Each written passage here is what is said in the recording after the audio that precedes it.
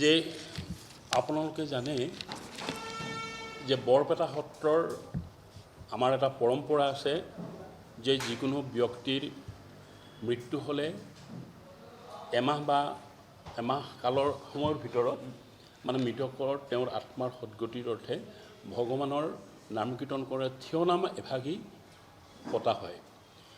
আপোনালোকে জানে যে বিশ্ববৰেণ্য শিল্পী আমাৰ ডক্টৰ ভূপেন হাজৰিকাৰ মৃত্যুৰ সময়তো 2011 চনত তেওঁৰ মৃত্যু হৈছিলে। তেওঁৰ সদ্গতিৰ কাৰণেও আমি সেই নৱেম্বৰ মাহত হৈছিল, আমি ডিচেম্বৰ মাহত দীঘলী পুখুৰীৰ পাৰত সদৌ অসম ছাত্ৰ সন্থাৰ সহযোগত আমি বৰপেটা সমাজে এনেধৰণৰ এটা থিয় নামৰ কাৰ্যসূচী তেতিয়া আমি দুদিনীয়া কাৰ্যসূচীৰে কৰিছিলোঁ।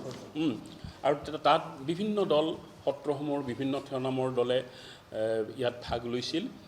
কেইবাগৰাকীও সত্ৰাধিকাৰ আৰু অসমৰ বিভিন্ন সাহিত্যিক শিল্পী সাহিত্যিকৰ জনগোষ্ঠী হৈছিলে আৰু অনুষ্ঠানটো উপভোগ কৰি সকলোৱে মানে ভাল পাইছিলে।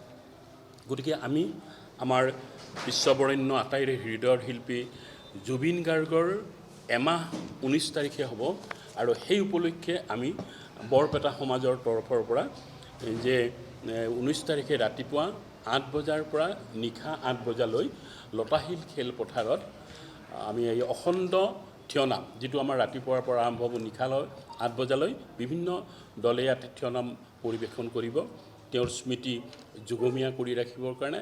আৰু আপোনালোকে শুনি ভাল পাব যে এই থিয় নাম যেনেকৈ জুবিন গাৰ্গে জাতি ধৰ্ম বৰ্ণ ভাষা নিৰ্বিশেষে অসম নহয় গোটেই ভাৰতবৰ্ষৰ বিশ্বৰ নাগৰিককে হৃদয়ত আঁকোৱালি লৈছিল। আমাৰ গুৰুজনাৰ পৰম্পৰাৰে গুৰুজনাৰ যি ধৰ্ম সংস্কৃতি সেই ধৰ্ম সংস্কৃতিৰ থিয় নামতো আমাৰ এই থিয় নামতো অসমৰ বিভিন্ন জনগোষ্ঠীৰ বড়ো ৰাভা তিৱা মৰাণ এনেধৰণৰ গোষ্ঠীৰ দলেও সিদিনাখন বৰপেটা সত্ৰ বা আমাৰ সত্ৰসমূহৰ উপৰিও তেওঁলোকৰ দলসমূহেও ইয়াত অংশগ্ৰহণ কৰিব। গতিকে এই অনুষ্ঠানটোত আমি আশা ৰাখিছোঁ নিশ্চয় গুৱাহাটীবাসী ৰাইজে ইয়াত উপস্থিত হৈ শিল্পীগৰাকী আৰু ইয়াৰ সমান্তৰালকৈ পুৱা আমাৰ 9:30 বজাৰ পৰা নিশা 8 বজালৈ জুবিন গাৰ্গৰ প্ৰতিচ্ছবিত শ্ৰদ্ধাঞ্জলি অনুষ্ঠান আমাৰ চলি থাকিব। আৰু গতিকে এই যিটো আমাৰ দলসমূহে পৰিৱেশন কৰি থিয় নাম এটা আমি ভাবোঁ এটা বৰ সুন্দৰ পৰিৱেশ ভক্তি মাৰ্গৰ আমাৰ পৰম্পৰা যিটো ভক্তি মাৰ্গ সেই ভক্তি মাৰ্গৰ এটা ভাল কাৰ্যসূচী আৰু ৰাইজে নিশ্চয় এইটো হৃদয়ংগম কৰি শিল্পীগৰাকীলৈ শ্ৰদ্ধা নিবেদন কৰিবলৈ সুবিধা পাব। গতিকে আমি গুৱাহাটীবাসী ৰাইজৰ সকলো শ্ৰেণীৰ ৰাইজৰ উপস্থিতি আমি শ্ৰদ্ধাৰে কামনা কৰিছোঁ। আৰু আপোনালোকেও নিশ্চয় এই আধ্যাত্মিক অনুষ্ঠানটিত প্ৰচাৰ মাধ্যমেৰে প্ৰচাৰ কৰি শিল্পীগৰাকীৰ এই শ্ৰদ্ধাঞ্জলি অনুষ্ঠানটো সাফল্যমণ্ডিত কৰাৰ ক্ষেত্ৰত নিশ্চয় অৰিহণা যাব তাকেই আমি কামনা কৰিছোঁ। তুমি কিবা যদি কোৱা? আমাৰ প্ৰথম কথা হ'ল আমাৰ বৰপেটাৰ আমি আত্মীয়জন ঢুকালে এমহীয়া হেৰিটো আমি থিয় নাম গতিকে সত্ৰীয়া পৰম্পৰাত আমি অনুষ্ঠানটো কৰোঁ মানে আত্মাৰ চিৰশান্তিৰ কাৰণে। ঠিক এনেকৈ আমি আমাৰ প্ৰাণৰ শিল্পীগৰাকীৰ চিৰশান্তিৰ কাৰণে আমি সম্পূৰ্ণ ধৰ্মীয় পৰম্পৰাতে আমাৰ বৰপেটাৰ ৰীতি নীতি যিটো আছে সেই ধৰ্মীয় পৰম্পৰাৰে আমি থিয় নাম ভাগি গাম আৰু এই থিয় নাম ভাগি অখণ্ড হ'ব, কোনো জ্যোতি নপৰাকৈ হ'ব। 8 বজাত আমি কাৰ্যক্ৰমণিকা এনেকুৱা হ'ব, 8 বজাত আমাৰ ভকত আদৰণি হ'ব, ৰাতিপুৱা 8:15 বজাত পুৱাৰ প্ৰসংগ হ'ব আৰু পুৱাৰ প্ৰসংগ কৰোঁতে আমি থাপনাখন পাতিম আৰু তাৰপিছত 9 বজাত সত্ৰাধিকাৰসকলৰ প্ৰমুখ্যে আমাৰ যিখিনি ভকতবৃন্দ আহিব সেই ভকতবৃন্দ আৰু শিল্পীগৰাকীৰ জুবিন গাৰ্গৰ অনুৰাগীসকলে শ্ৰদ্ধাঞ্জলি জ্ঞাপন কৰিব আৰু শ্ৰদ্ধাঞ্জলি জ্ঞাপন অনুষ্ঠানটো অবিৰতভাৱে চলি থাকিব নিশালৈকে। সমান্তৰালভাৱে আমি অখণ্ড থিয় নাম এটা হ'ব, কোনো জ্যোতি নপৰাকৈ। আৰু এই অখণ্ড থিয় নামটো আমাৰ বৰপেটাৰ যিটো থিয় নাম বিখ্যাত থিয় নাম এই থিয় নাম ভাগিয়ে হ'ব। আৰু আপোনালোকক ক'বলৈ আমি ভাল পাইছোঁ আমাৰ বৰপেটা সত্ৰৰ যিটো পৰম্পৰা যিটো থিয় নাম এই থিয় নামটো ইতিমধ্যে আমাৰ বিভিন্ন জাতি জনগোষ্ঠী প্ৰশিক্ষণ লৈছে আৰু তেওঁলোকে প্ৰশিক্ষিত হৈ সুন্দৰ পৰিৱেশন কৰে। তেওঁলোকেও আগ্ৰহ প্ৰকাশ কৰিছে যে এনেকুৱা এটা অনুষ্ঠান হ'লে ভাল আছিল, আমিও তাত যাম, আমাৰ প্ৰাণৰ শিল্পীগৰাকীক আমি স্মৰণ কৰিম, তেওঁৰ কাৰণে কিবা এটা কৰাৰ আমাক সুযোগ দিয়ে। আৰু সেইকাৰণে আমি এইটো অনুষ্ঠান পাতিছোঁ আৰু তাত সম্পূৰ্ণ ধৰ্মীয় হ'ব, আৰু বিভিন্ন জনগোষ্ঠী ৰাভা, বড়ো, হাছং তেওঁলোকে যিটো শিকিছে তেওঁলোকে আমাৰ বৰপেটাৰ থিয় নামটো গাব। এইটো এটা কিন্তু বৰ সাংঘাতিক এই সত্ৰখিনি কথাখিনি কৈ দিয়া। আৰু তাতে তাত আমাৰ বিশেষকৈ গোটেইখিনি সত্ৰৰে থাকিব। বৰপেটা সত্ৰৰ মুখ্য অংশগ্ৰহণকাৰী বৰপেটা সত্ৰৰ বাপুসকল থাকিব, ভকতবৃন্দ, সুন্দৰীদিয়া সত্ৰৰ ভকতবৃন্দ থাকিব, গণককুছিৰ থাকিব, গজিয়া সত্ৰ থাকিব, আৰু এইটো ছাইডৰ বৰঙাজুলি সত্ৰৰ ওদালগুৰি অঞ্চলত ওদালগুৰি জিলাৰ বৰঙাজুলি সত্ৰৰ অধিকাৰ যিজন সত্ৰাধিকাৰ তেওঁৰ নেতৃত্বত আহিব, দল আহিব, বড়ো জনগোষ্ঠীৰ, ভেৰগাঁৱৰ ৰাভাসকল আহিব, বালিহিঠাৰ পৰা আহিব, আৰু খানাপাৰাৰ পৰা আহিব, সোণগুলি এইবিলাক অঞ্চলৰ পৰা আহিব, আৰু লগতে আমাৰ বৃহত্তৰ গুৱাহাটীৰ মহানগৰৰ যিকেইটা দল আছে নাম দল তেওঁলোকে অংশগ্ৰহণ কৰিব, আৰু এই নাম দলটো পুৰুষ মহিলা সমন্বিত হ'ব উভয়তে, আৰু খুব সুন্দৰ এটা পৰিৱেশ হ'ব। আৰু এই লগতে তেওঁলোকেও আমাক বাৰে বাৰে কৈছে আমাৰ মৰমৰ শিল্পী জুবিন দাৰ কিবা এটা আমি কৰিবলৈ আমাক দিয়ক না গুৱাহাটীত, আৰু সেইটোৱে আমি সকলোৱে মিলিজুলি এই এটা অনুষ্ঠান পাতিম। আমাৰ আত্মীয় এজন ঢুকালে যিটো আমি কৰোঁ ঘৰত, ঠিক তেনেকৈ আমাৰ আত্মীয় প্ৰাণৰ শিল্পী জুবিনলৈ আমি শ্ৰদ্ধাঞ্জলি জনাম, আৰু তেওঁৰ আত্মাৰ চিৰশান্তিৰ কাৰণে আমি ভগৱানৰ ওচৰত প্ৰাৰ্থনা জনাম।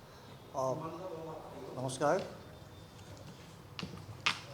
আপোনালোকৰ যোগেৰে আমি নিমন্ত্ৰণ জনাব খুজিছোঁ গুৱাহাটীত থকা বা গুৱাহাটীৰ আশে পাশে থকা বা অসমৰ যুৱচামক, তেওঁলোকো আহক, আমাৰ থিয় নাম চাওক, জুবিনলৈ শ্ৰদ্ধা জনাওক। আমি ব্যক্তিগতভাৱে গৈ আমি সকলোকে মাতিব নোৱাৰিম। ইয়াৰ গুৱাহাটীত থকা শিল্পী, সাহিত্যিক, জুবিনৰ সহযোগী মিউজিচিয়ানসকল, তেওঁলোকক মাতিব নোৱাৰিম। গতিকে আপোনালোকৰ ওচৰত ক্ষমা বিচাৰিছোঁ, আপোনালোকৰ ব্যক্তিগতভাৱে যাব নোৱাৰিম। আমি তেওঁলোকৰ পৰিয়ালক নিমন্ত্ৰণ জনাইছোঁ।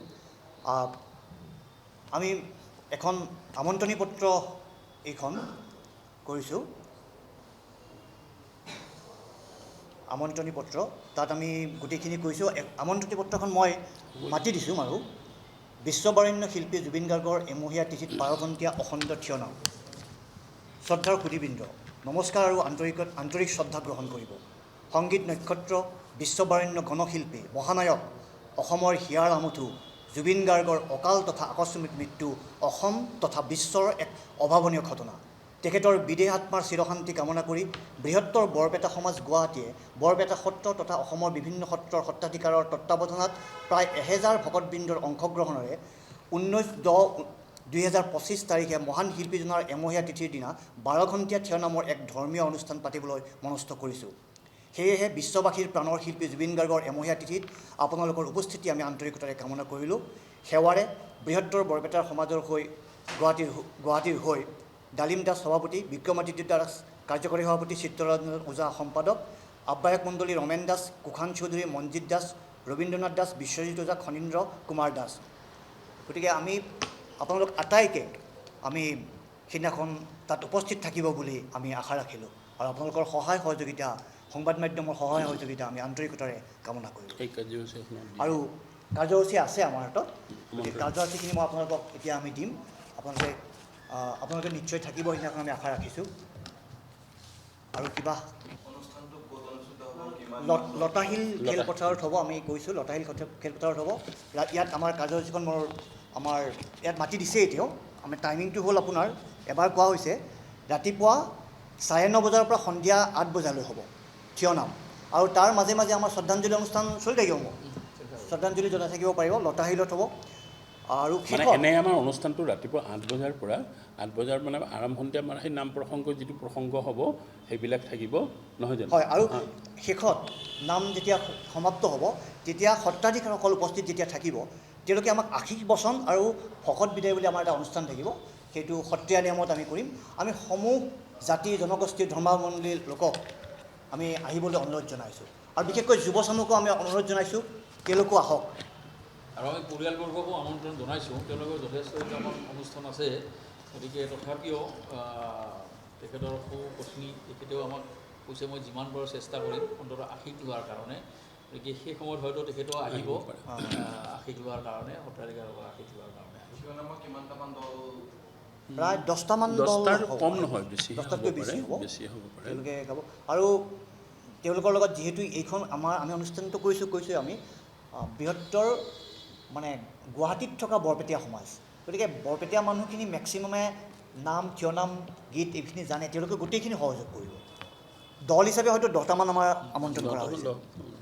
আৰু আপোনালোকে ইমান ধুনীয়া কাৰ্যসূচী কিছুমান কৰিবলৈ গৈছে, তাৰ মাজতে কিছুমানে দেখা গৈছে যে জুবিন গাৰ্গে এটা চিনেমাত পোৱা সংলাপক লৈ তেওঁলোকে এতিয়া লগুণ চিঙা এটা পৰ্ব আচলতে কালি সমাধিস্থলত এগৰাকী নতুন জাতি বনাই বুলি ব্ৰাহ্মণৰ এই লগুণডাল চিঙি পেলাইছে। এনেকুৱা কাৰ্যবোৰ আচলতে আগন্তুক কি হৈছে? সেইটো ধৰক আমি ডাইৰেক্টলি কোৱাটো অসুবিধা, তেওঁৰ সেইটো ব্যক্তিগত এটা তেওঁৰ অনুভূতি বা আৱেগৰ কাৰণে কৰিছে। সেই বিষয়ে আমি মানে আমাৰ বৃহত্তৰ সমাজ, আমি যিহেতু এতিয়া এখন সমাজক ৰিপ্ৰেজেণ্ট কৰিছোঁ, আমাৰ সমাজৰ পৰা এনেকৈ কোৱাটো অলপ অসুবিধা হ'ব। কিন্তু তেওঁৰ ব্যক্তিগত সেইটো কথা, আৱেগটো এতিয়া আছেতো মানুহৰ জুবিনৰ কাৰণে, ইমান ভাল পায়, ডেকা চামে ইমান ভাল পায়, তে ভাবিব নোৱাৰি। নহ'লেনো বাৰু মাইকেল জেকচনৰ পিছতেই সেইটো স্থান পাই জানো? ইমান মানুহ ইমান ভাল পায়, শ্ৰদ্ধা, পাগলৰ নিচিনা হৈ গৈছোঁ। ব্যক্তিগতভাৱে এইটোতো কোনো কোৱা নাছিল যে মাছ মাংস নাখাব এইকেইদিন। কাৰ ঘৰত, কিমানৰ ঘৰত মাছ মাংস খাইছে? মাছ মাংসই খোৱা নাই ষ্টিল। গতিকে সেই আৱেগটোতো আমাৰ থাকিবই, স্বাভাৱিক কথা। কিন্তু সেইটো আমি সংযত হ'ব লাগিব, সংযত হৈ আগবাঢ়িলে আমাৰ নিশ্চয় ভাল হ'ব। যিকোনো খবৰৰ বাবে যোগাযোগ কৰক 7099017330 লগতে 7099017110 নম্বৰত।